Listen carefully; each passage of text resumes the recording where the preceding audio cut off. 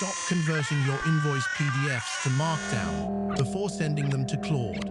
On tabular documents, that advice silently destroys your accuracy.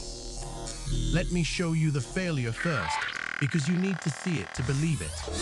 I take a Serbian supplier invoice, drag it straight into Claude, and ask for the line items as JSON. Claude reads it, looks confident, and returns a structured response. But when I diff it against the real invoice, 3 of the columns are merged into one field. The unit price and the VAT rate got concatenated.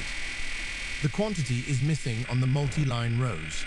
On a batch of 80 invoices I ran this against, native PDF upload landed at 71% line item accuracy. That's unusable for accounting.